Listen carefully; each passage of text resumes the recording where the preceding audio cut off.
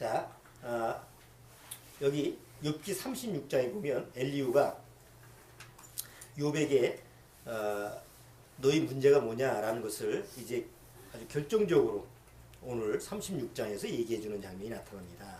물론 지금까지 엘리후가 계속 욥에 대해서 네 문제가 뭐냐, 바로 넌 자기 의를 지금 붙들고 있다, 자기 의라는 성에 살고 있다. 근데 계속 그 자기 의라고 하는 부분에 대해서 문제를 제기하죠. 이제 그러면서 이제 오늘 36장에 가서는 이제 욥을 마지막으로 아주 종국을 찌르는 거죠. 그래서 하나님 앞에 그가 그냥 적나라하게 드러나서 구원받을 수 있게끔 이렇게 이제 인도하는 이런 모습인데, 자 36장 오늘 21절 주제 내용이 36장 총 그 내용에서 가장 핵심적인 얘기가 21절입니다. 자 21절. 자 21절 보면 21절만 주원이가 한번 크게 한번 읽어볼래요? 21절만 읽어보세요. 삼가 악으로 치우치지 말라. 네가 환난보다 이것을 택하였느냐. 네, 여기 엘리후가 욥한테 네가 선택한 게 뭐냐라고 하는 것을 정확히 짚어줍니다. 여기서 이제 악을 네가 선택했다고 그러는데 우리나라 그 표현상 보면 그 악이라고 하는 게 뭐 죄악, 악 이제 이렇게 포괄적으로 얘기하니까 잘 의미 전달이 안 돼요. 그래서 그 영어 성경에 보면 이게 불법이라고 되어 있습니다. 또 히브리어의 그 어원을 봐도 죄라고 하는 단어가 많은데 그 중에 이제 불법이라고 하는 이런 의미가 이 내용에 많이 들어가 있습니다. 불법, 불법이 뭐죠? 불법.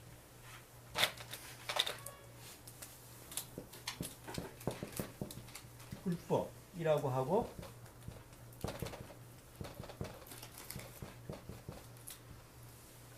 불법이라고 하는 여기 욥기 21절 36장 21절에 삼가 불법으로 치우치지 말라. 내가 환난보다 이것을 택하였니라. 그러니까 엘리후 욥이 네가 택한 게 뭐냐? 바로 불법이다. 그러니까 욥은 불법한 자라는 거죠. 그러니까 보통 욥기를 볼 때 사실은 그 사람들이 욥에 대해서 1장서부터 굉장히 긍정적으로 좋게 평가를 하다 보니까 나중에 엘리후가 욥은 불법적인 사람이다라고 하면 다 놀랄 거야. 아, 욥이 무슨 불법적인 사람이야? 그러니까 불법이라고 하는 의미가 뭐냐라고 하는 걸 우리가 한번 좀 성경적인 단어로 해석을 해보면, 아, 욥이 왜 그 불법의 사람이지, 불법적인 사람인지, 욥의 불법이 무엇인지를 이제 우리가 좀 깨달을 수가 있죠. 세상에서 말하는 불법이라는 게 뭐죠? 여러분들이 흔히 많이 사용하는 뭐 단어 중에서 불법, 어떤 때 불법을 많이 씁니까? 차를 운전하는 사람은 주로 뭘 해요? 불법 주차. 이것은 주차할 데가 없잖아. 불법 주차하면 잘못하면 차를 끌고 가죠. 아니면 뭐 스티커 밟아. 또 신호 위반 뭐 이런 거. 또 다른 거. 세상에서 불법이 들어가는 거. 뉴스에서 또 허구한 날라오는 게 다 불법이에요. 다. 누가 뭐 불법 건축물을 해가지고 뭐 어떻게 됐다는, 또 누가 또 뭐 불법으로 또 무슨 사건을 벌어진 또 불법적인 뭐 불법 도박을 했고, 또 뭐 불법 정치 자금도 있고, 하여튼 뉴스에 보면 불법이라는 단어가 많이 나오잖아. 그러면 세상에서 얘기할 때 불법이라고 하는 용어가 무슨 뜻일까요?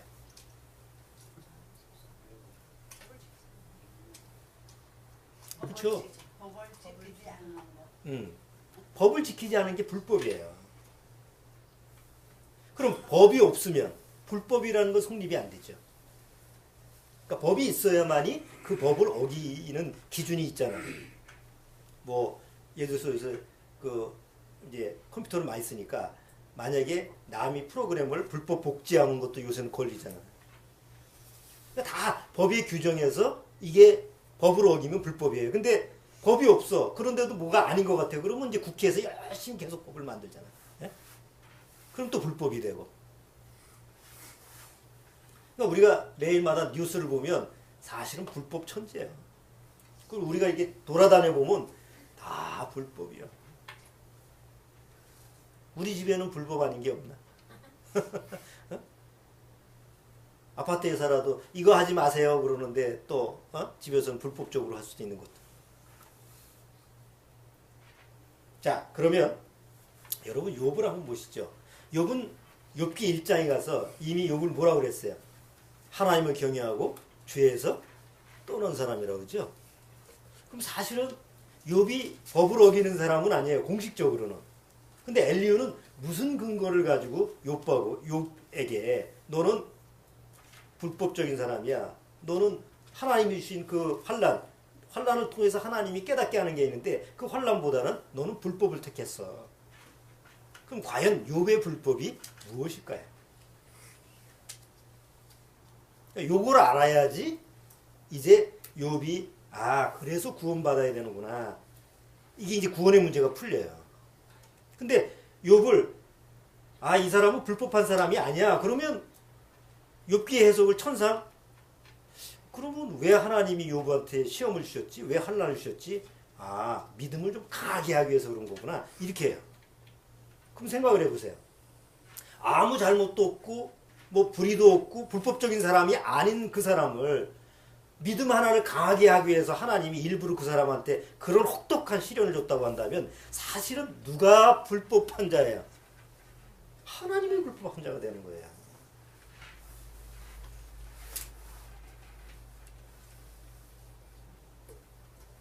자, 그래서 우리가 욥의 불법이 과연 뭘까?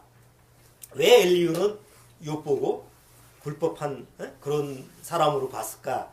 이것을 이제 성경을 통해서 한번 찾아봐요. 불법이 뭘까?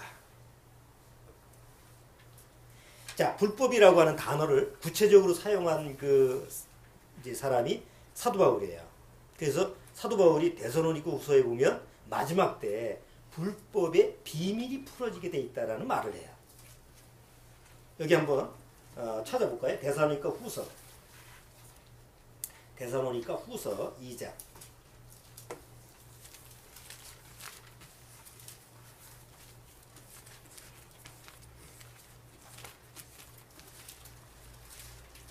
자, 데살로니가 후서 2장.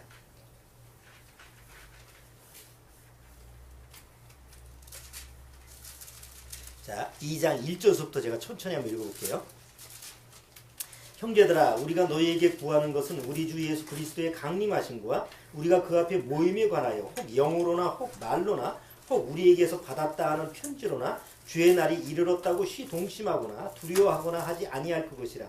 누가 아무렇게 하여도 너희가 미혹하지 말라. 먼저 배도하는 일이 있고 저 불법의 사람 곧 멸망의 아들이 나타나기 전에는 이르지 아니하리니 저는 대적하는 자라. 범사에 일컫는 하나님이나 숭배함을 받는 자 위에 뛰어나 자존하여 하나님 성전에 앉아 자기를 보여 하나님이라 하느니라.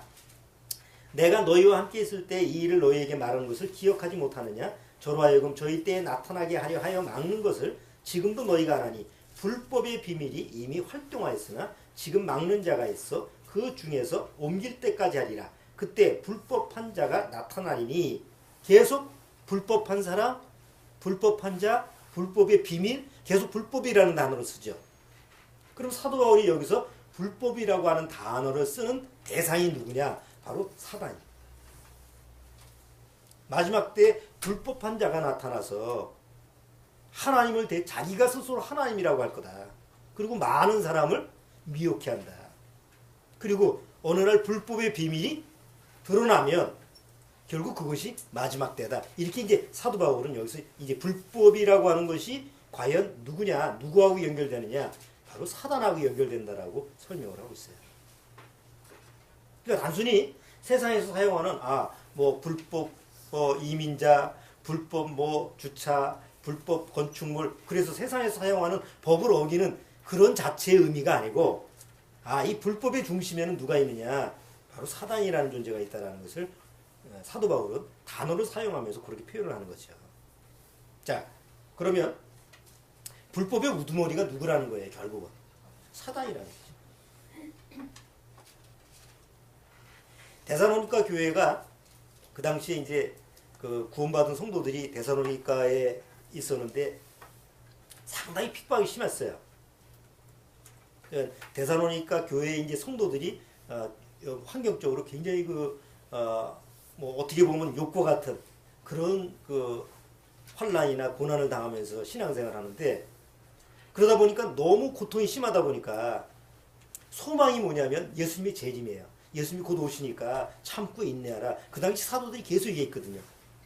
지금 이 어두움이 어느 날 영원히 가는 게 아니라 예수님이 오시면 끝난다. 그렇잖아요. 우리가 구원 받고 나서도 너무 환경적으로 어려우면 마음속에서 어떤 생각이 대번 나요. 아, 빨리 천국 갔으면 좋겠다. 빨리 주님이 오셨으면 좋겠다. 이런 생각이 들잖아요. 그러니까 데살로니가 교회의 성도들이 그런 마음이었어요. 그래서 소망이 점점 강해졌어요. 아, 예수님 빨리 오셨으면 좋겠다. 근데 그 당시 데살로니가 교회에는 어떤 그 오해가 있었냐면, 아, 주님이 곧 내일 모레 올 거로 생각을 했어요. 그래서 어떤 사람들은 직업도 팽개치고 그냥 오직 주님만 기다리는 거예요. 그래서 데살로니가 뒤에 보면, 전서 뒤에 보면 뭐예요? 일하지도 않고 일만 만드는 자들이 있다. 막 이렇게 이제 사도 바울이 데살로니가 교회 성도들한테 권면을 하죠. 자, 그런 와중에 거짓 교사가 들어와서 뭐라고 얘기했냐면, 예수님이 벌써 재림했대. 예수님이 벌써 재림하셔서 오셨다 가셨대. 이제 이렇게 얘기하니까 재림을 기다렸던 사람들이 뭐예요? 그 고난 속에서 예수님이 오시기만을 기다렸던 사람이 이미 예수님이 재림했다 가셨다는 얘기를 들었을 때 얼마나 황당하고 혼란스럽겠어요. 그게 막 혼란 속에 있으니까 사도 바울이 그 말을 듣고 데살로니가 후서에 다시 쓰는 거예요. 불법의 비밀이 드러나기 전까지는 예수님이 재림 안 하신다. 예수님이 재림할 때가 언제냐? 바로 불법의 비밀이, 불법의 사람이 와서 그 불법의 비밀이 드러나야만이 바로 예수님이 재림하신다라는 얘기를 하는 거예요. 자, 그러면 우리한테도 그 불법의 비밀이 뭐냐라고 하는 것을 아는 것이 중요하죠. 왜냐하면 예수님이 재림이 언제냐라고 하는 것을 알 수 있는 기준이 되니까. 자, 여기 다시 한번 데살로니가 후서 2장을 한번 다시 한번 보세요. 자, 2장.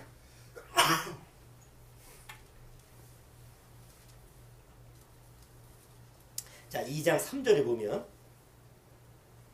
누가 아무렇게 하여도 너희가 미혹하지 말라. 먼저 배도하는 일이 있고 저 불법의 사람 곧 멸망의 아들이 나타나기 전에는 이르지 아니하라니. 예수님이 재림할 때는 순서가 있다. 먼저 불법의 사람이 나타나야지 그 다음에 예수님이 재림하신다고 그러죠.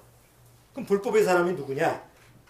저는 대적하는 자라 범사에 일컫는 하나님이나 숭배함을 받는 자 위에 뛰어나 자존하여 하나님 성전에 앉아 자기를 보여 하나님이라 하느니라. 이 불법의 사람이 어떤 모습을 취한다고요?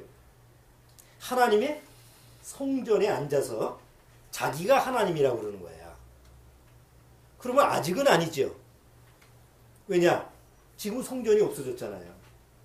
그러니까 다시 예루살렘 성전이 세워지고 그 성전 안에서 내가 하나님이야. 나한테 절해. 이런 때가 와야만이 그때가 예수님이 재림하는 그런 때다 이거죠. 자, 근데 그것을 잘 앞으로 그런 일이 어떻게 적용될 거냐라는 걸 잘 예언하는 게 요한계시록 13장 아닙니까? 그때가 언제냐? 자, 요한계시록 13장.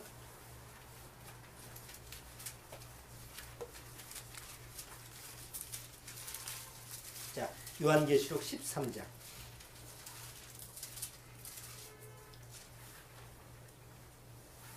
15절. 13장 15절. 요한계시록 13장 15절. 저가 권세를 받아 그 짐승의 우상에게 생기를 주어 그 짐승의 우상으로 말하게 하고 또 짐승의 우상에게 경배하지 아니하는 자는 몇이든지 다 죽이게 하더라. 저가 모든 자, 곧 작은 자나 큰 자나 부자나 빈궁한 자나 자유한 자나 종들로 그 오른손이나 이마에 뭘 받게? 표를 받게 하고 누구든지 이 표를 가진 자에게는 매매를 못하게 하니 이 표는 곧 짐승의 이름이나 그 이름의 수라. 지혜가 여기 있으니 총명이 있는 자는 그 짐승의 수를 세어보라. 그 수는 사람의 수니 666이니라. 그 마지막 때 어떤 일이 있느냐? 짐승이 나타나는데 말하는 짐승이래요. 그 말하는 짐승이 이 당시 2000년 전에는 말하는 짐승이라는 거는 그 당시에는 뭐 환상을 봤으니까 말하는 거지 그때는 없었잖아요. 지금은 짐승처럼 생겼는데 말을 해. 지금 요즘은 나오잖아. 로봇가. 뭐 요새는 뭐 이제 점점 사람을 대체하는 로봇가 계속 만들어진다며 주방 일하는 거, 뭐 기본적으로 사람이 할 수 있는 걸 대체할 수 있는 로봇들이 많이 발명된다며요. 그러면 여기서 마지막 때 가면 불법의 사람이 있는데 사람 모양을 하고 있는데 사실은 사람이 아니고 뭔가 기계 같은 거야. 그리고 그 존재가 뭘 하느냐면 사람을 통제해요. 뭘로 통제하느냐? 숫자로 666이라는 숫자로 통제한다는 거예요. 그게 누구냐면 마지막 때 적그리스도가 나타나서 그렇게 하는 거예요. 자, 요즘 매일마다 여러분들이 텔레비전에서 광고 보는 것 중에 하나가 돈으로 결제하는 게 아니고 기계로 결제하는 겁니다. 그렇죠? 요새. 그래서 하여튼 핸드폰 가지고 대고 하고 그래서 다 매일마다 나오는 게 그런 광고죠. 그게 뭘 대체하는 거예요? 이제는 현금을 가지고 사용을 하지 않고 숫자를 가지고 사용하는 거예요.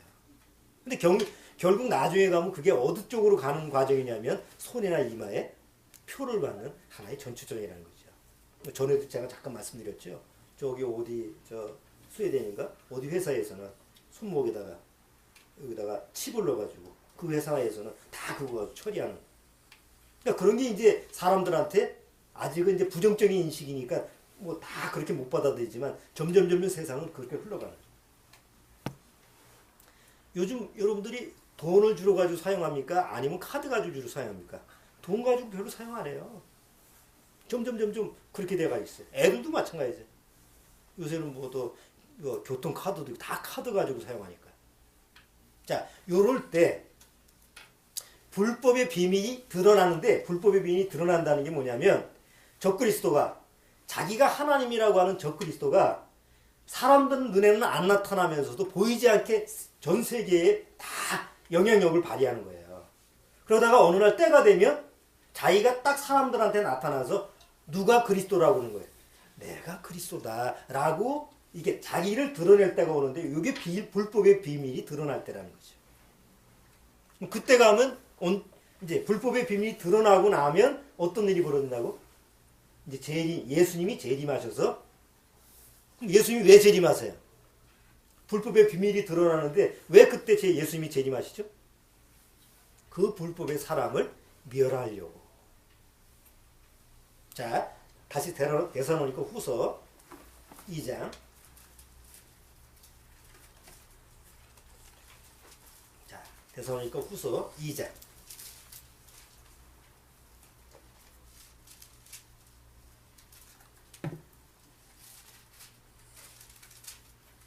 자, 2장 9절.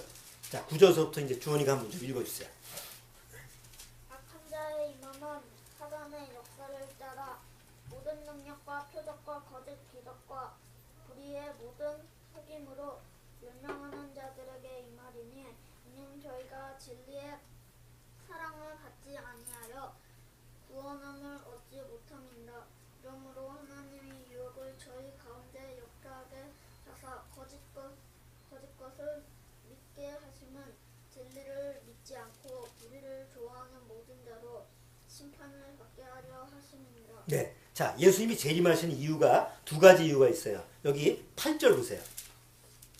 8절. 그때 불법한 자가 나타나니 주 예수께서 그 입의 기운으로 저를 죽이시고 강림하여 나타나심으로 패하시리라. 예수님이 재림하시는 것은 그 바로 자기가 그리스도다라고 하면서 불법의 사람이 나타나서 사람들을 미혹할 때 그 불법의 사람을, 그 적그리스도를 멸하기 위해서 오신 거예요.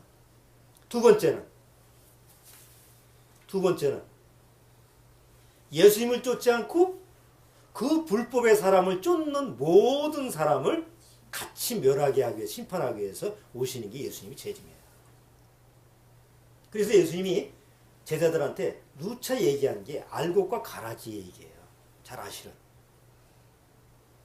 제자들이 예수님이 알곡과 가라지 이제 추수하는 그 밭에 가 보니까 가라지가 많이 쭉정이죠. 열매 똑같은데 열매가 없어. 그러니까 제자들이 뭐라고 하면 아니 저 가라지를 빨리 뽑으라고 그럴까요? 그러니까 예수님이 뭐라고 그래요? 야 그러지 마라. 가라지 뽑다가 알곡까지 뽑을까 염려된다. 놔둬라. 나중에 때가 되면 와서 알곡과 가라지를 구분하게 된다. 그래서 알곡은 창고에다 놓고 가라지는 다 불사할 거다. 예수님이 그 얘기를 하셨어요. 그게 언제냐? 예수님이 지금 그때 얘기하실 때는 초림 예수님이잖아요. 그때가 언제냐? 내가 다시 올 때 그 일이 있을 거다. 그 얘기를 하셨는데 바로 그 일이 언제냐면 데살로니가 후서 지금 2장 얘기고 요한계시록 13장 얘기가 같이 연결되어 있는 거예요. 한번 보시죠. 마태복음 3장. 자, 마태복음 3장.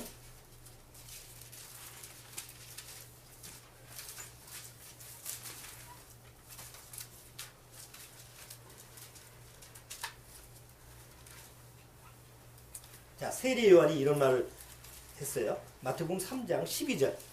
자, 12절도 주원이가 한번 크게 한번 읽어보세요. 손에 키를 들고 자기의 타작마당을 정하게 하사 알곡은 무와 곡간을 들이고 숙종이는 꺼지지 않는 불에 태우시리라. 자, 여기 10에 손에 키를 들고, 손에 키가 뭐죠? 키라는 게, 옛날 키라는 게 뭐예요? 주원이 키 아나? 키. 그래, 사람 키도 키죠. 여기 곡식을 나중에 이제 어디 나중에 견학 가면 그런 거 볼 거예요. 이렇게 곡식을 터는 거야, 손으로. 그래서 알곡과 쭉정이를 가르는 거죠. 그러면 여기서 손에 키를 들고 자기의 타작마당을 정하게 하시는 분이 누구예요? 지금 여기서 누가 그렇게 하신다는 거예요? 세례 요한은 자기가 한다는 거예요. 앞으로 오실 자기가 길을 예비하고 뒤에 오신 예수님이 그러신다는 거예요. 예수님이 그러신다는 거잖아요. 그리고 예수님이 오셨을 때 예수님이 친히 예수님도 이런 말씀하셨어요. 마태복음 13장. 마태복음 13장.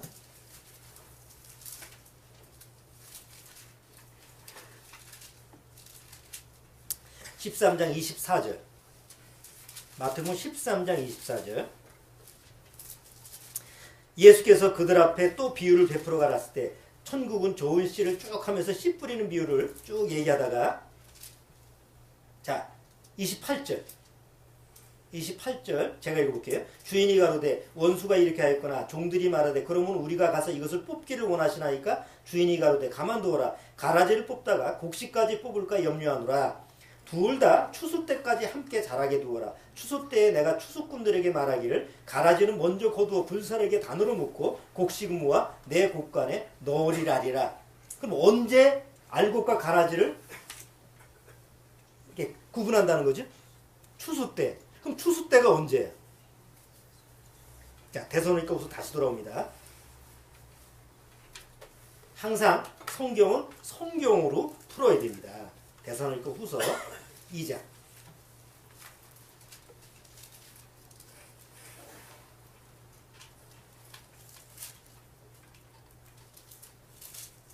자, 5절서부터 데살로니가 후서 2장 5절.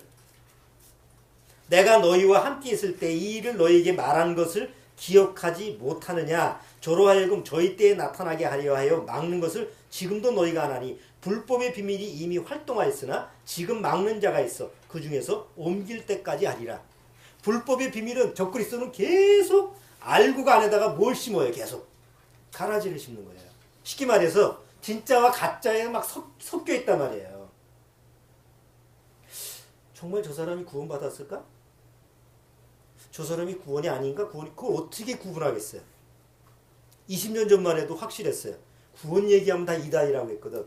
아, 그러니까 그때는 구분했는데 지금 20년 이후에 지금은 구원 얘기하면 다 뭐라 그래요?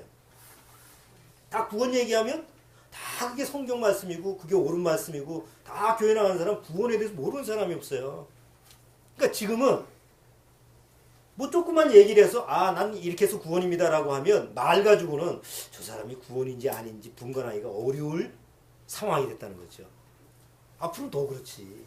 그럴 때 진짜와 가짜를 구분할 수 있는 때가 언제냐? 바로 이제 예수님이 재림할 때 오는데 그 전에 어떤 일이 벌어지느냐? 데살로니가후서 여기 3절 보세요. 2장 3절. 누가 아무렇게 하여도 너희가 미혹하지 말며 먼저 배도하는 일이 있다. 배도하는 일이 있다고 그래요. 이게 배도한다라고 하는 것이 어디서부터 이렇게 떨어지는 거, 폴로에 해가지고 이렇게 어디서 이렇게 분리가 되는 것을 얘기하고 있는데 또 뭐 해석을 할 땐 그래요. 아, 이게 휴거다 이렇게 해석하는 경우도 있어요. 그런데 휴거라고 하는 해석보다는 뭐 그 의미가 없는 건 아닌데 중요한 거는 적그리스도가 와서 나한테 절하라라고 하면 그때는 아까는 먹고 살기 위해서는 숫자를 다 받아야 되니까 자기가 살기 위해서는 누구한테 절해야 돼?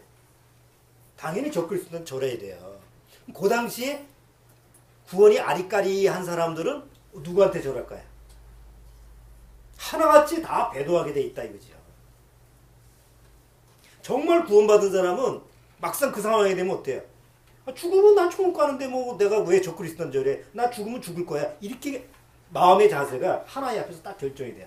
근데 구원이 아닌 사람은 그 당시까지 그때까지는 자기가 구원받았다고 막 주장을 하고 난 구원받은 사람이라고 우겼는데도 불구하고 야, 너 나한테 절하지 않고 너 이마나 손이나 표 안 받으면 넌 죽을 줄 알아 그러면 구원받은 사람이라고 했는데도 불구하고 누구 쪽으로 가는 거예요? 적그리스도 쪽으로 가게 돼 있어요. 이게 배도하게 돼 있어요. 그러니까 그럴 때는 정확하게 구원이냐 아니냐라는 게 이제 갈라지게 되는 거죠. 그러니까 그런 때가 이제 온다는 거예요. 언제? 적그리스도가 나타났을 때. 자, 이제 여기 이제 사도 바울이 얘기했던 불법인데 다시 우리가 본론적으로 가보죠. 그러면 과연 욥이 가지고 있는 불법은 뭐죠? 불법의 우두머리는 사단이라고 그랬으니까 만약에 엘리후가 욥 보고 넌 불법의 사람이야. 불법에 속한 자야 라고 한다면 엘리후가 봤을 때는 이 욥이라는 사람이 구원받은 사람이? 아니에요. 여러분 이렇게 생각해 보세요. 욥기 전체적으로 지금까지 쭉 다뤄오면서 욥이 사단에 대해서 이렇게 얘기하는 거 보셨어요? 지금 욥이 사단의 존재에 대해서 얘기 안 합니다. 못 합니다. 사단의 존재를 모르는데 어떻게 구원받을 수가 있죠? 구원은 사단의 권세에서 건짐을 받는 거잖아요. 근데 어떻게 사단의 권세, 지금 자기가 사단으로 말미암아 지금 자기가 환난을 당하고 있다라고 하는 사실을 모르고 무조건 누구 탓하는 거예요? 하나님한테 돌리잖아. 그러니까 엘리야는 그걸 파악하고 있었던 거죠. 자, 우리가 성경을 통해서 불법이라고 하는 단어가 어떻게 사용되는지 이런 부분을 보면 아, 욥이 왜 불법한 자라는 거를 이렇게 매치를 시킬 수가 있어요.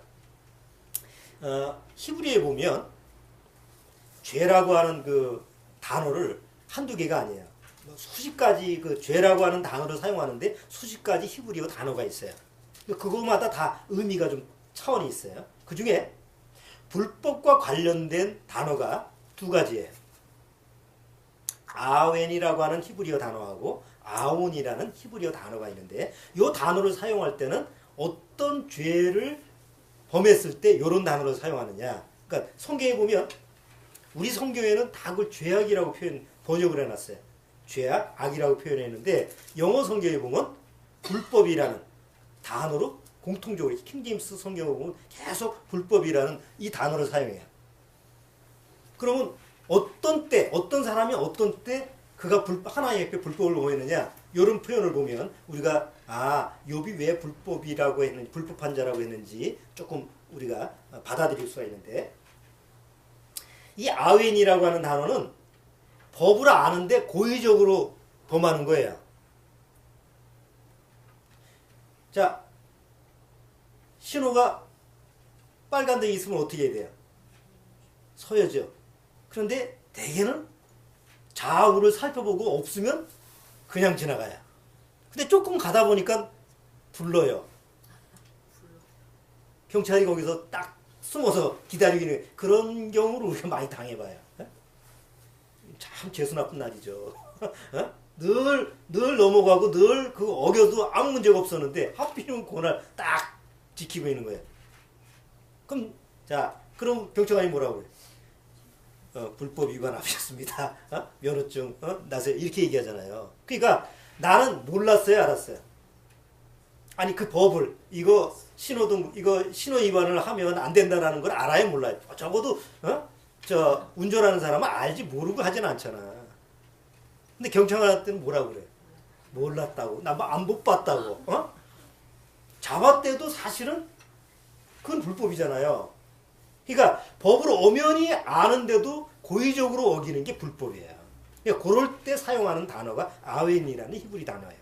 그거 언제 사용했느냐 보면 이스라엘이 솔로몬 왕 이후에 나라가 두 나라가 돼버렸죠. 그래서 솔로몬 아들 르호보암은 그 예루살렘 성전에 있는 그 지역에서 유다 지파하고 그 두 지파가 남아 있었죠. 나머지 10지파는 여로보암이 몰고 가가지고 북왕국을 세웠죠.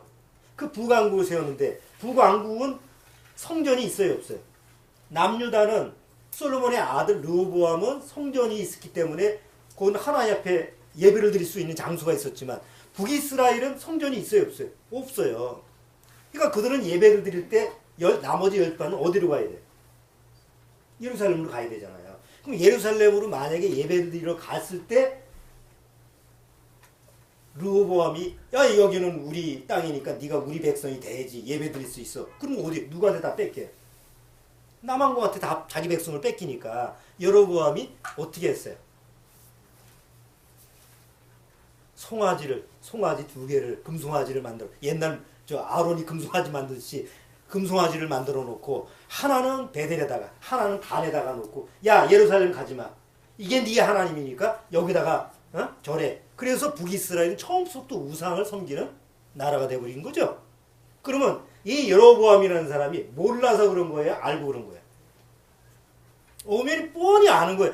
하나님은 우상이 아닌데도 불구하고 자기가 가지고 있는 그 백성을 뺏기지 않기 위해서 편의적으로 만든 거예요. 그게 불법이다 말이에요. 그래서 히브리 성경에 보면 여로보암의 불법으로 인하여 이렇게 이제 그 뒤에 내용이 나와요. 조금 더 뒤에 보면 다윗 왕 아시죠? 다윗 왕이 우리아의 아내를 범하고 우리아를 죽이는 게 몰라서 그랬어요? 아니 다윗 같은 사람이 그걸 몰라서 남의 아내를 취하는 거 그리고 결국 그 죄를 은닉하기 위해서 남편까지 죽이는 게 다 모르는 일로 그런 거예요? 아니면 이미 알고 있는 법을 고의적으로 한 거예요? 고의적으로 한 거죠. 그래서 나중에 이제 그 나단 선지자가 왔을 때 시편 32편을 보면 자기가 고백하잖아요. 내가 하나님 앞에서 불법을 저질렀습니다. 내 불법을 용서해 주세요. 그래서 불법이라는 단어를 써요. 모르고 한 죄가 아니에요. 뻔히 알면서도 고의적으로. 다윗이 나중에 이제 그 말년에 가서 말이죠. 또 불법을 하는데 그게 뭐냐면 인구조사를 하죠. 하나님이 다윗과 함께해서 많은 그 영토를 확보를 하고 다 이기게 해줬어요. 누가 이기게 해준 거예요? 하나님의 능력으로 이긴 거예요. 근데 다윗은 잠깐 또 어떤 생각을 했냐면, 야, 이게 내가 또 이게, 내가 이렇게 잘나서 그런가 보다, 내 능력으로 한가 보다 생각해서 얼마나 내가, 확보를 했나 해볼까 그래서 인구조사를 한 거예요. 그건 다윗 자신이 알아요. 이거는 하나님의 능력으로 다 된 거니까 굳이 인구조사를 할 필요가 없는데도 불구하고 다윗은 자기 의의를 드러내기 위해서 인구조사를 했어요. 그래서 그때 사용할 때도 다윗의 불법이라고 해요. 아시죠? 불법이라는 게 바로 어떤 때 사용되는 건지. 또 조금 지나서 여러분 아시죠? 발람 선지자. 발람 왕이 살살 꼬드겨서 이스라엘을 저주하라 그러니까 처음에는 그 말을 듣고 저주하려고 그러는데 하나님이 갑자기 입을 바꿔서 뭐라고 그래요? 축복을 해주잖아요. 그러니까 처음에는 이게 이러면 안 되는데 라고 했는데 나중에 가면 갈수록 야 이게 뇌물이 더 탐이 나가지고 이미 이게 불법적인 걸 알면서도 하나님이 막는데도 불구하고 굳이 고집부리면서 가죠. 그래서 사도 베드로는 이걸 뭐라고 쓰는가 한번 보세요. 사도 베드로 신약에서 자 베드로 후서 2장 베드로 후서 2장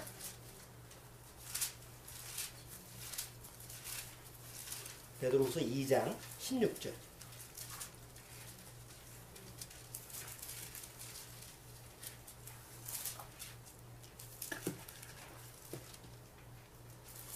아, 15절 16절 주원이가 한번 읽어주세요. 저희가 바른 길을 떠나 미혹하여 불의 아들 발람의 길을 줬는도다. 그는 불의 사교를 사랑하다가 자기의 불법을 인하여 책망을 받되 말 못하는 낮과 사람을 소리로 말하여 이 선지자의 미친 곳을 금지하였느니라. 여기 베드로는 뭐라고 그러죠? 이 사람, 이 발람을 뭐라고 얘기해요? 예?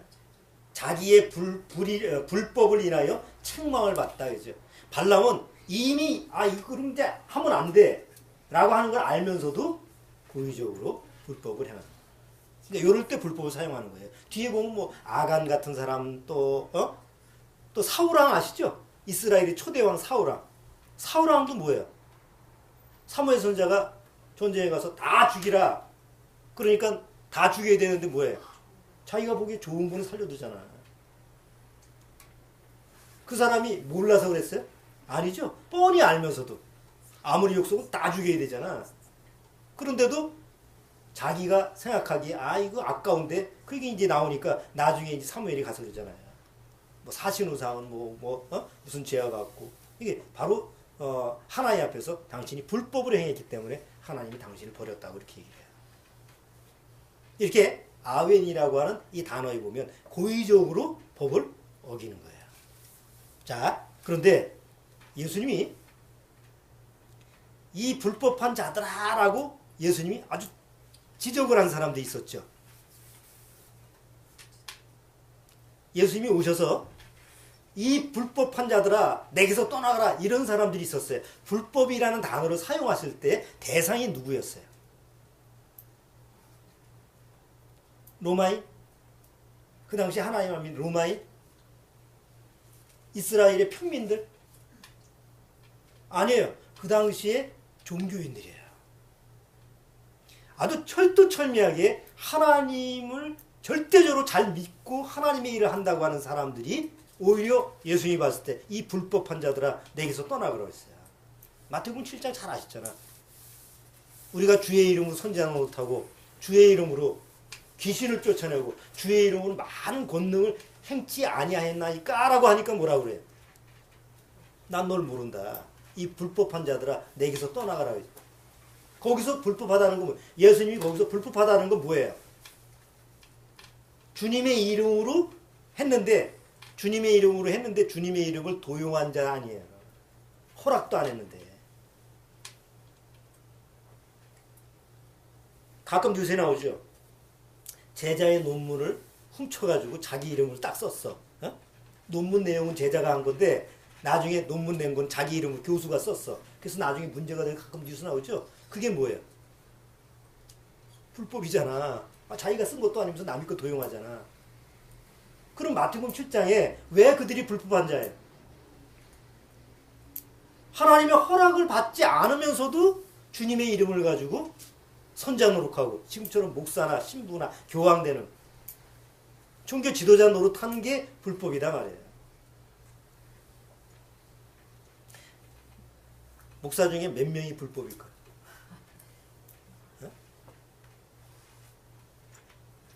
한 20만 명이 우리나라 교회 목사라고 한다면 20만 명 중에 과연 몇 명이나 합법적일까?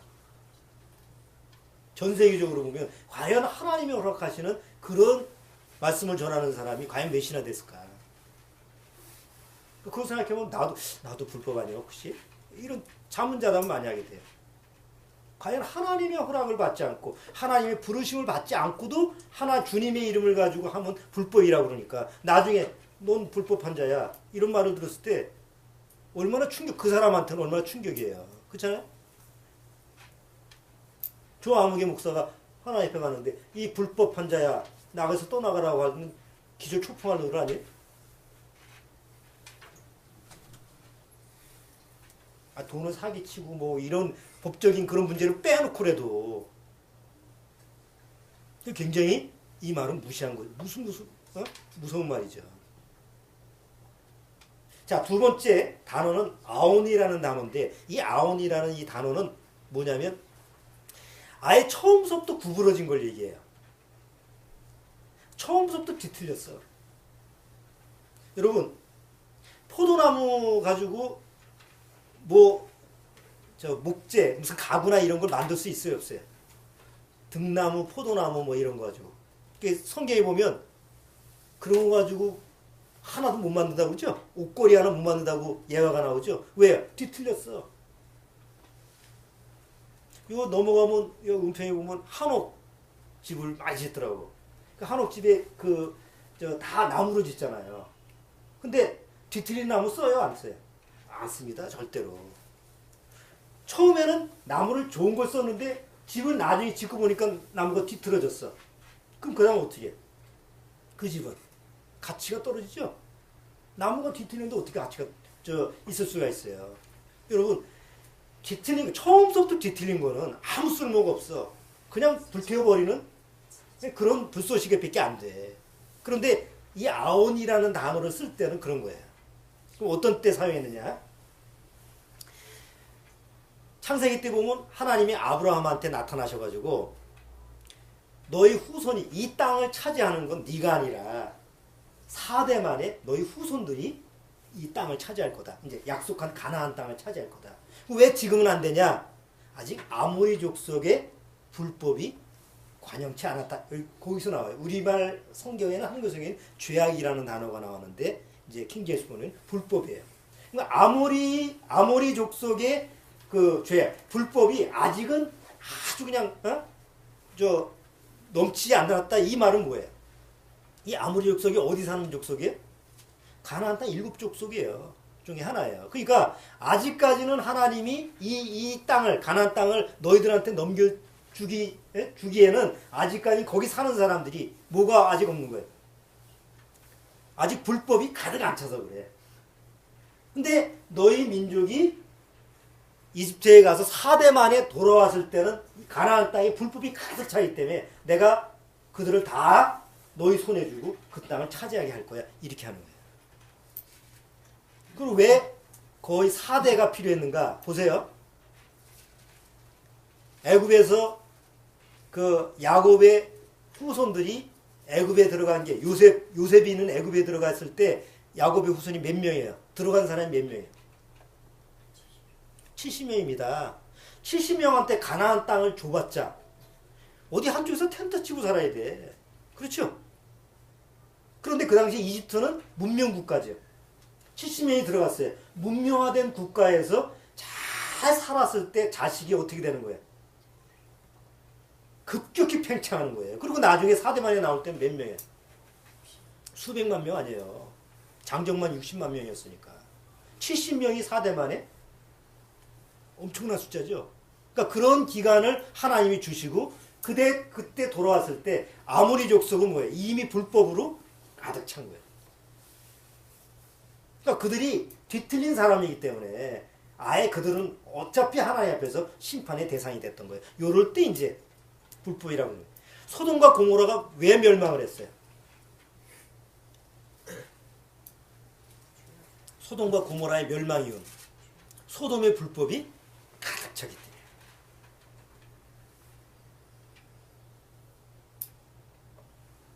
아니 그 아브라함한테 천사가 왔을 때 아브라함이 뭐라고 그래요? 그 의인 50명만 있어도 그 도시를 좀 남겨두죠. 그랬더니 그래라. 그래서 점점 몇 명까지 갔어요? 5명까지 갔잖아. 의인 5명만 있어도 하나님이 이 소돔과 고모라 땅을 멸하시지 않아야 되지 않습니까? 그러니까 5명도 없었죠. 왜 보세요. 롯의 부인, 롯 2딸. 그럼 몇 명이에요? 4명이잖아. 숫자가 하나 모자라잖아. 다행히 사위가 있었는데 사위 둘이 장인이 가서 얘기하니까 뭐라 그래? 농담처럼 여겼잖아. 그나마 도망 나왔을 때는 뭐야? 욥의 부인은 뒤돌아보고 소금 기둥이 되고. 그러니까 의인이 없어 거기. 그러니까 불법으로 가득 찼을 때 원래 처음부터 삐뚤어졌기 때문에 그거는 뭐 다시 고쳤을 수가 없어. 그래서 소돔과 고모라는 그 불법 때문에 멸망하는 거예요. 그런데요, 예수님이 이 세상을 마지막 때 어떤 일이 벌어질 거냐라고 예언했을 때 뭐가 가득 찬다고 하는 줄 아세요? 제자들이 예수님 보고 마지막 때 무슨 일이 있습니까? 이렇게 얘기할 때 예수님이 쭉 얘기하면서 마지막 때 불법이 성행함으로 사랑이 식어지리라 이런 얘기를 했어요. 요즘 뉴스 맨날 보세요. 아니 왜 이렇게 자식을 죽이는 사건이 많냐. 이상하게 그렇죠? 이래 죽이고 저래 죽이고 때려서 죽이고 뭐 유난히 그래. 그러니까 온 지구촌이 불법으로 가득 차는데 이게 점점 줄어드는 게 아니고 점점 넘쳐나는 거예요. 불법이 성행하리라. 성행한다라고 하는 건 아주 가득 차는 거예요. 그리고 사람이 사랑이 식어지죠. 사람이 사랑이 식어지자 기본적인 애정관계도 없어지는. 옛날에는 아무리 부모가 뭐 무식하고 그래도 애들을 징계할 때 그러진 않지 옛날에는. 요즘은 배웠다 다 배운 거 아니야? 기본적인 지식은 있잖아요.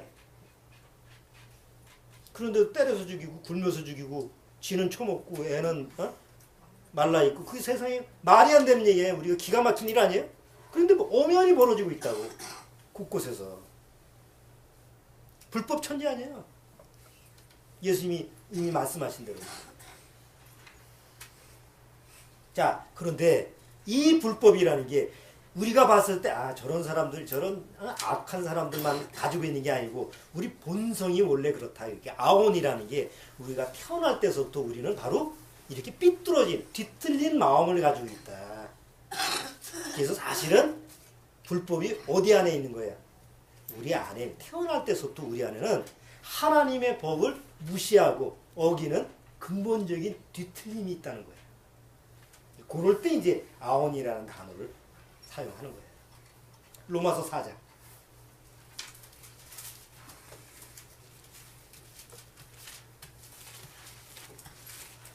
로마서 4장. 다윗이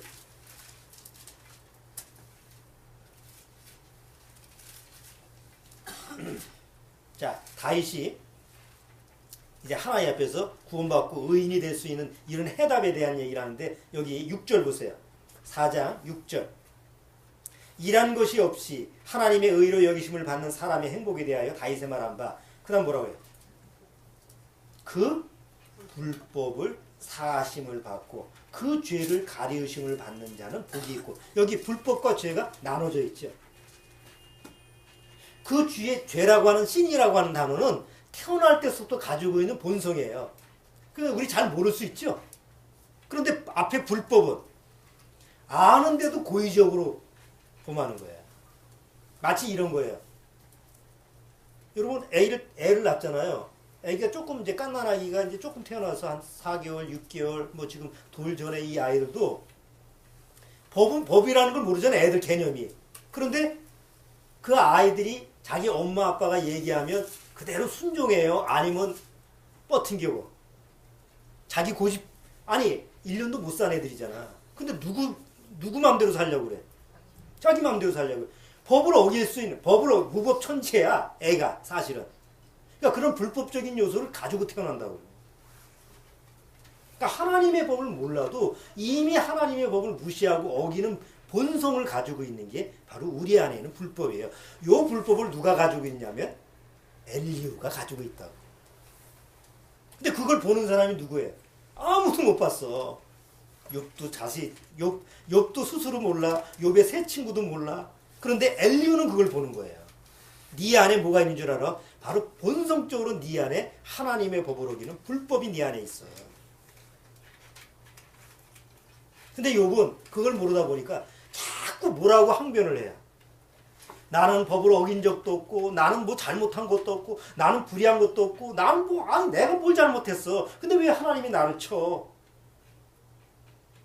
아니 왜 잘못한 사람은 저렇게 잘 살고 저렇게 악인들은 잘 사는데 나같이 이렇게 선인이고 하나님께 의롭게 사는 자는 왜 하나님이 나를 공격해? 뭐 이게 문제가 있는 거 아니야? 하면서 하나님을 오히려 불법한 자로 모는 게 네가 아니냐 이거예요. 이 엘리후가 얘기하는 게. 이게 무슨 얘기인지 아시겠어요?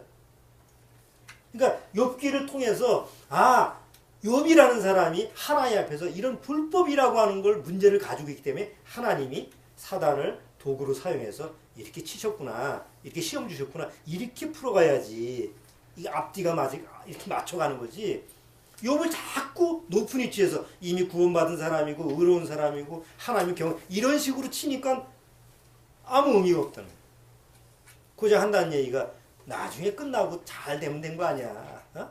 뭐 재산도 배로 늘어가고 자식 다시 원상복귀 되고 세장가도 가고 뭐 다 좋게 끝났네. 뭐 결과만 좋으면 되는 거 아니야. 이런 식으로 해석한다는 거죠. 그러면 욥기는 쓸데없는 문학작품이 되는 거예요. 자, 이제 욥이 왜 불법의 사람인지 한번 마무리 한번 해보죠. 욥기 6장을 한번 보세요. 욥기 6장.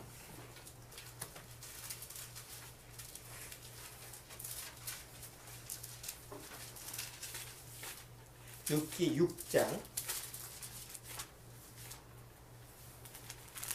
30절.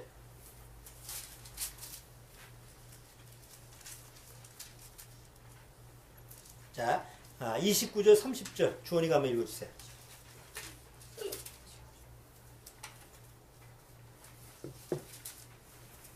너희는 돌이켜 불의한 것이 없게 하기를 원하노라. 너희는 돌이키라. 내 일이 의로우리라. 내 혀에 어찌 불의한 것이 있으랴. 내 미각이 어찌 계율을 분별치 못하랴. 자, 욥은 자꾸 자기 자신에 대해서 뭐라고 얘기하는 거예요? 야, 내가 불의한 자가 아니야. 난 불의한 게 없어. 나는 법을 어긴 적이 없는 사람이 자꾸 자기를 항변하죠. 그러니까 그런 자를 하나님이 시험하라고 혹독한 환난을 내렸다고 한다면 누가 불법한 자가 되는 거예요? 하나님이 불법한 자가 되잖아요. 그러니까 엘리후가 얘기하는 게 그거예요. 욥 보고. 네가 자꾸 하나님 앞에서 난 아무 잘못도 없는데 하나님이 나를 치셨다고 자꾸 얘기하는데 그러면 하나님이 불법한 자가 내가 아니냐? 그럼 하나님이 문제가 있는 거냐? 이렇게 이제 엘리후는 그 얘기를 하고 있는 거예요. 자, 우리가 봤던 거지만 34장. 자, 욥기 34장.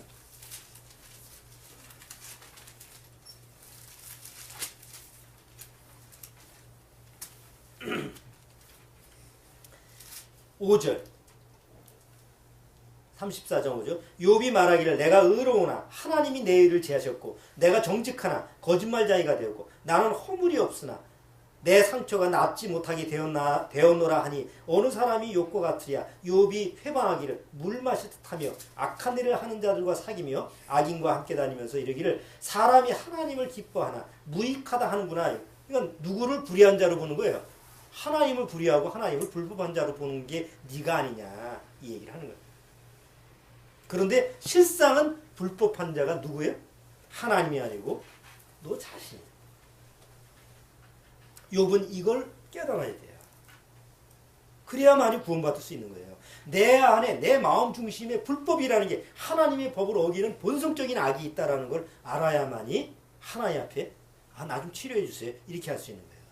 근데 대개 교회 나가시는 그 아주 거룩한 분들은 다 뭐라고 생각해요? 나는 하나님 앞에서 그렇게 나쁜 자가 아니야. 나 하나님 법 잘 지키잖아. 말씀도 잘 듣고 봉사도 잘하고 뭐 시키는 대로 다 하는데 왜 그래? 이런 욕과 같은 마음 다 가지고. 그러니 구원받을 수 없는. 자, 시간이 많이 가서 제가 일일이 성경은 못 찾고 제가 이제 그 성경에 나오는 것만 인용을 하니까 혹시 메모하실 수 있으면 집에 가서 나중에 찾아보세요.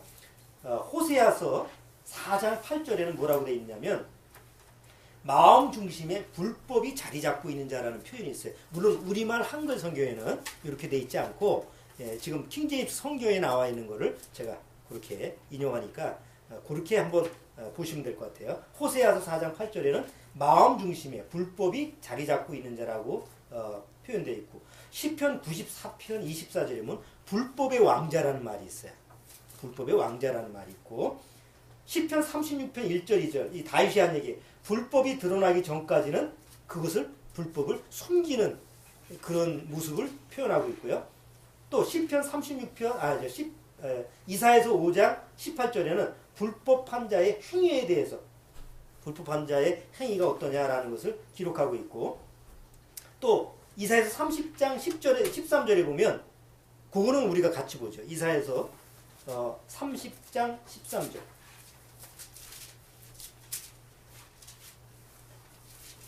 이사야서 30장 13절.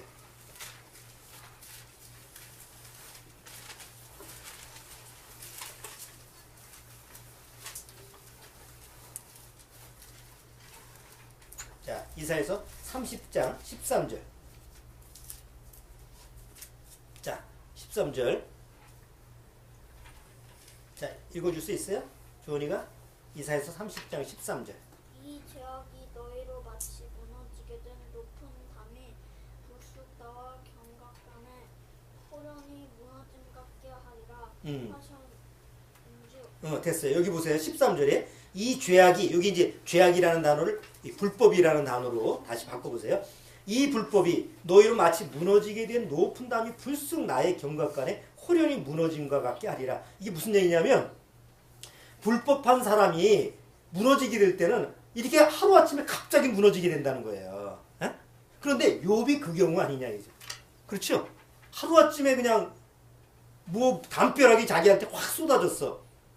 우리가 길 가다가 담벼락이 무너졌을 때 얼마나 황당한 얘기예요. 멀쩡한 담벼락이 나한테 무너진다고 생각해 보세요. 욥이 그런 일을 당한 거죠. 근데 이 담이 무슨 담이라고? 불법이라는 담이다. 네 죄악에 있는 그 불법이 너를 덮친 거다. 욥의 불법 때문에 바로 욥한테는 이런 시련이 온 거예요. 욥이 왜 하나님이 이런 시련을 줬냐? 답은 간단해요. 뭐에 때문에? 욥의 불법 때문에 하나님의 이 시험이 주어졌다. 이걸 몰라요. 이렇게 표현을 못해요. 하나님이 그 다음에 이 불법한 자한테 왜 하나님이 그런 혹독한 시험을 주셨느냐, 그걸 잘 표현하는 게 시편에 나와 있어요. 시편 39편. 시편 39편.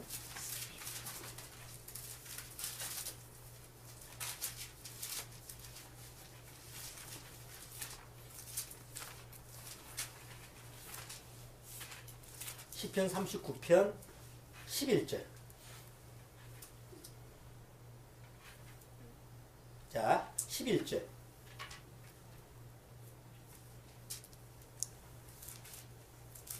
자, 찾았으면 주원이가 읽어보세요. 주께서 죄악을 견책하사 사람을 징계하실 때 그 영화를 좀 먹음같이 손울게 하시니 참으로 각 사람은 허사뿐이니라. 자, 여기 요거를 킹제임스 성경대로 해볼게요. 주께서 불법을 견책하사 사람을 징계하실 때, 사람한테 환난을 이렇게 주실 때 그 영화, 그 아름다움을 좀먹음같이 소멸하게 하신다 이거예요. 불법의 사람을 징책해서 그 불법에서 없애기 위해서 뭘 주신다고? 하나님이 징계하신다. 그럴 때 그가 가지고 있는 모든 아름다움을 다 소멸시키겠다 이거예요. 욥이 그 경우 아니에요. 그런데 하나님은 욥의 그 불법에서 건져내기 위해서 비록 그를 시험했지만 그 대신 욥은 거기서 어디서 건짐을 받는 거예요? 자기도 알지 못했던 불법이라고 하는 데서 건짐을 받게 된단 말이에요. 그게 하나님의 은혜라는 거예요. 자, 여러분, 우리가 다 태어나서부터 우리는 불법한 자예요. 다윗이 그거를 시편 51편에 잘 기록했죠. 찾지 않아도 다 외우시잖아. 예? 모친이 나를 죄악 중에서 죄악이라는 우리말 단어는 영어로 뭐라고 해요? 불법. 모친이 불법한 가운데서 나를 낳았어. 왜? 모친이 불법한 가운데서 그러면 불법한 건 불법에서 나면 어떻게 나를 낳은 거야? 미혼모인가? 예? 다윗이 얘기하는 모친이 불법 그 죄악죄에서 나를 낳았다. 불법죄에서 나를 낳았다는 건 뭐예요? 하나님이 원하시는 출생은 바로 의의 출생인데 죄로 타락된 다음에 죄를 낳게 된 거 아니에요. 그러니까 하나님 표에서는 법이 어겨진 거지. 원래 죄를 낳게 된 게 아니니까. 근데 다윗은 안 거예요. 아, 내가 불법 중에서 태어났다. 모친이. 우리는 바로 불법의 사람들이에요. 그런데 그 불법의 사람으로 살다 보면 평생 불법만 하다가 지옥 형벌에 가잖아요. 그래서 하나님이 나를 건지시기 위해서 나에게 구원이라는 은혜를 베푸는데, 세상에서 불법한 자를 건지기 위해서는 세상에 똑같은 불법한 자가 구원을 할 수 있어요, 없어요? 없어요. 그래서 누굴 보내시는 거예요? 조금도 불법을 행할 수 없는 예수님을 보낸 거예요. 예수님이 이 세상에 오셔서 하나님의 법은 물론이거니와 세상 법을 어기신 적이 있어요? 이 성경에 보면, 예수님의 이 생애를 보면 세상 법을 어긴 적이 있어요? 좋은 예가 세금 내는 거죠. 어떤 사람이 와서 아, 이거 가이사의 우리가 이제 하나님 있는 사람이니까 우리가 그 황제한테 세를 내야 됩니까? 그러니까 그 가져와라. 가서 물고기 그 입에서 동전 가져오죠. 그걸 뭐라고 그래? 가이사의 것은 가이사에게, 하나님 것은 하나님께. 뭐예요? 너희가 국가에 살면서 정당한 세금을 내. 그리고 하나님 앞에서도 정당한 세를 내. 예수님이 그 얘기를 한 거예요. 그러니까 세상 법에 대해서도 뭐예요? 예수님은 어긴 적이 불법한 자가 아니에요. 하나님 법에서도 마찬가지고. 그 예수님이 불법한 자가 아니기 때문에 불법한 나를 위해서 십자가에서 죽으실 수가 있는 거죠. 여러분, 구원이 뭡니까? 우리가 구원받았다라는 게 뭐예요? 너희의 죄와 불법에서 너를 구원하신 거죠. 예수 그리스도의 피가 내 불법과 내 죄를 다 깨끗이 사하셨다고 그러죠. 성경에 보면. 그러니까 그 불법과 죄에서 내가 사하심을 받는 게 구원이라고 한다면, 욥에게 하나님이 환난을 주신 것은 바로 욥의 불법에서 그를 구원하기 위해서 그를 환난을 겪게 하신 거라는 거예요. 엘리후는 바로 그거를 정확히 시작하고 있는 거예요. 자, 그렇기 때문에 참으로 구원받은 사람은 하나님 앞에서 무엇을 기도하는 사람이냐? 하나님, 불법에서 나를 좀 떠나게 해달라. 시편 119편. 시편 119편 133절.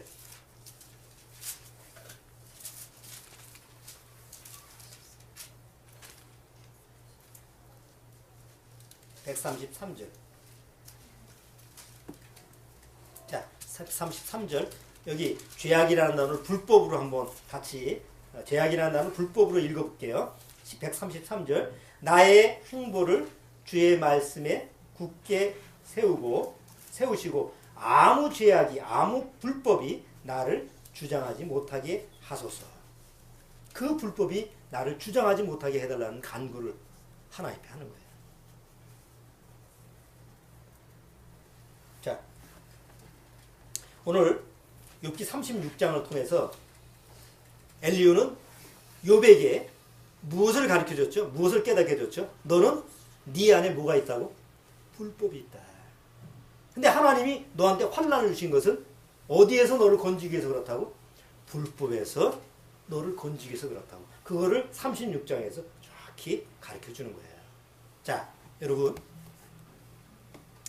불법을 알았어요. 이게 불법이다라는 걸 알았어요. 그럼 불법을 이제 정상적으로 돌리려면 뭐가 있어야 돼요? 불법을 바로 세우려면 뭐가 있어야 되죠? 아니, 원래 법이 있는데 법을 어긴 게 불법이잖아요. 그러니까 그 불법을 바로 잡으려면 뭐가 있어야 되냐고. 원래 법이 세워져야 되죠. 그렇죠? 그러면 엘리후가 지금 욥한테 너는 불법의 사람이야. 그러면 불법한 자, 욥이 불법한 자가 됐어요. 그럼 욥을 바로 잡으려면 이제 뭐가 세워져야 돼요? 원래 하나님의 온전한 법이 세워지죠. 그러면 법은 누구예요? 우리가 성경을 통해서 법은 온전한 법은 하나님 자신이죠. 그래서 37장에 가서 엘리후가 법은 곧 하나님이다. 법은 네 자신이 아니고 바로 하나님 자신이다라는 설명을 자연계를 통해서 설명을 해주는 거예요.